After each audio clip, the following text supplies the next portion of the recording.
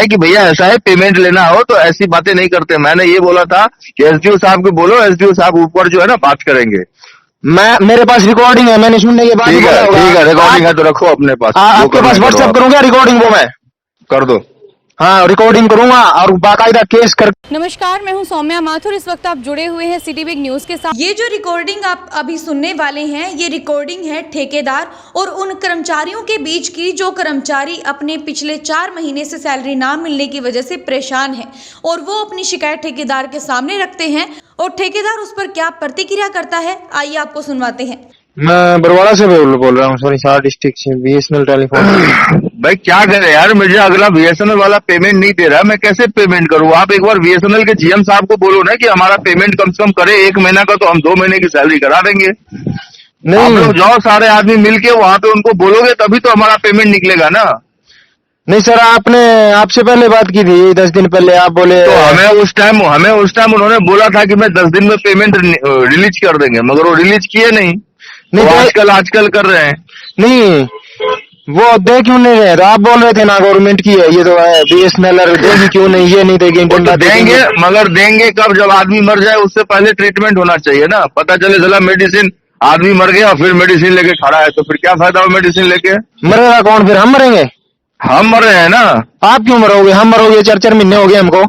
यार आपको 4-4 महीने हो गए ना, हम तो 6 महीने हो गए ना। 2 महीने का पेमेंट भी दे दिया ना हमने। पेमेंट लिख रखे आपने, आपको लेटर मिला होगा स्टार्टिंग में, उसमें क्या लिखा हुआ है? कॉन्ट्रैक्ट, आपका कॉन्ट्रैक्ट होता है उस टाइम लिखते नहीं है क्या उसमें 6 महीने की सैलरी ठेकेदार देगा? नहीं, ऐसा कुछ नहीं है। किसने बोला आपको? तो आपने जेब से क्यों दी 2 महीनों की? यार एक बात बताओ, मैंने अभी अपने तरफ से ये सोचा कि 2 महीने का दे दे तो आगे मुझे पेमेंट दे देंगे। ये बात आप आगे क्यों नहीं सोच रहे हो? तो फिर आगे क्यों नहीं सोच रहे हो ये बात? फिर आगे पेमेंट तभी तो रुका हुआ है ना। एक बार आप उनको बोलो ना।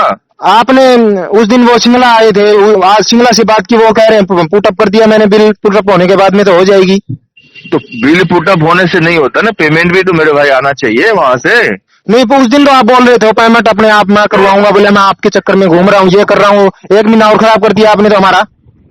मैं तो देखो ऐसा है ना कि मैं तो हर वक्त चाहता हूँ कि आपको पेमेंट कल मिले सो आज मिल जाए। आप चाहेगा लग रहे हो, चाहोगे तो हमें पेमेंट मिलेगी सर ना।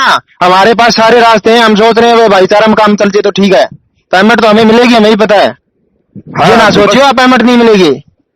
तो पेमेंट तो भाई हमने देने के लिए तो आप क्या बोल रहे थे? एसडीओ के बारे में सुबह बात की थी ना एक जने ने आपके पास है, बोले एसडीओ बात कर रहे थे। मैंने ये बोला रिकॉर्डिंग है आपके पास में, रिकॉर्डिंग वो एसडीओ को सुनाएंगे हम, अभी सुनाई नहीं है उसको।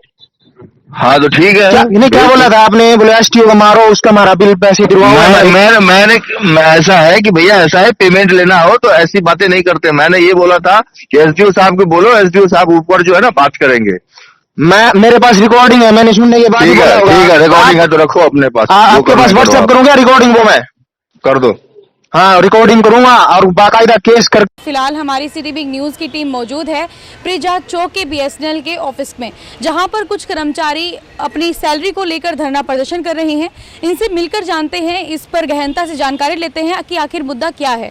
जी सर, बताएं प्लीज। नमस्कार मैडम, हमारा पिछली मई में हमारा ठेका हुआ था मैडम ओरियन सिक्योरिटी कंपनी के थ्रू, जिसमें हमें बोला गया था कि आपकी 17,000 प्लस सैलरी आएगी। लेकिन उसके लिए हमारे से उन्होंने 15-15 हज़ार रुपये जमा करवाए थे, पहले ही सिक्योरिटी ली थी। लेकिन बाद में पता लगा कि वो सिक्योरिटी नहीं, वो एक घूस के रूप में है। हमारा उसके लिए कोई प्रूफ नहीं दिया उन्होंने। फिर मैडम फर्स्ट सैलरी आई, हमारी फर्स्ट सैलरी ही उन्होंने कम से कम 15 दिन डिले करके दी थी। फिर हमारा पीएफ नहीं कटा उसमें। फिर अभी हम उसके लिए त्यौहार आ चुके हैं, त्योहारों के लिए हमने बोला कि हमारी अब 6 महीने हो गए हैं, 2 सैलरी हमारी आई है कि 4 महीने की हमारी पेंडिंग है अभी सैलरी। तो उन्होंने बोला कि आपकी दीपावली तक आ जाएगी, लेकिन कल से लगभग छुट्टियां चल रही हैं, तो हमारी अभी तक कोई सुनवाई नहीं हो रही है, ना ही हमारी सैलरी के लिए कोई फ़ोन उठा रहा है। जो ठेकेदार है वो सीधा मना कर रहा है कि आपकी सैलरी नहीं दी जाएगी, मेरे पास कोई सोल्यूशन नहीं है, बीएसएनएल एक्सचेंज में जाओ।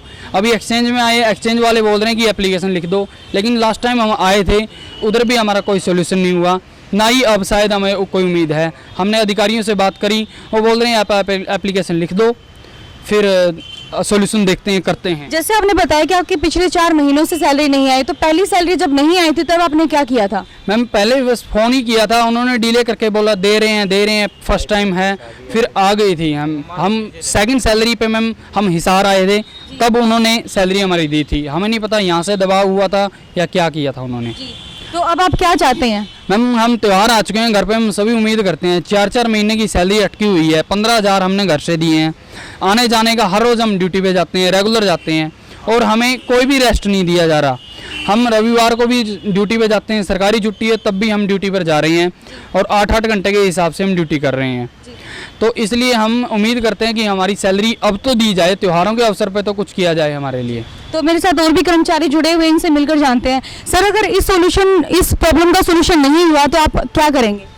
हमारे पास सोल्यूशन यही है, पहले तो हम एप्लीकेशन देंगे, उसके बाद फिर काम छोड़ना पड़ेगा। उसने तो सीधा बोल दिया कि हमारे पास कोई पैसा नहीं है, अगर तुम्हारे पास सामान है तो जो जहाँ तुम ड्यूटी कर रहे हो वहाँ का सामान उठा के बेच दो। वो हिंसा के लिए प्रोत्साहित कर रहा है हमारे को कि तुम हिंसा करो, वहाँ जाओ, तुम छुड़वाओगे पैसे मेरे, तभी पैसे मिलेंगे, अन्यथा मेरे पास कोई पैसा नहीं है।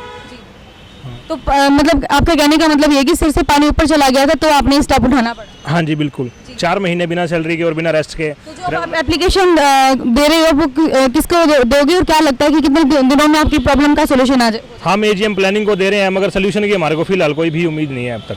हालांकि मैटर ये भी है कि जैसे दिवाली आने वाली है, तो दिवाली पे हर कोई चाहता है कि हम लोग अपने परिवार वालों को नए नए कपड़े पहनाएं, उनको गिफ्ट्स दें, मिठाइयां लेकर आएं, लेकिन जो इनका प्रशासन है वो इस बात को बिल्कुल इग्नोर कर रहा है और सैलरी देने की बजाय वापस इनको ही हिंसकवादी वार करने के लिए प्रोत्साहित कर रहा है। लेकिन अब देखने वाली बात यह होगी कि जीएम साहब और कब तक इनके मैटर को सॉल्व करते हैं। आपके सामने फिर से मौजूद होंगी किसी नई ताजी खबर के साथ जो आपके शहर से जुड़ी हुई होगी। तब तक के लिए आप जुड़े रहिए सिटी बिग न्यूज़ के साथ और मुझे दीजिए इजाजत। नमस्कार।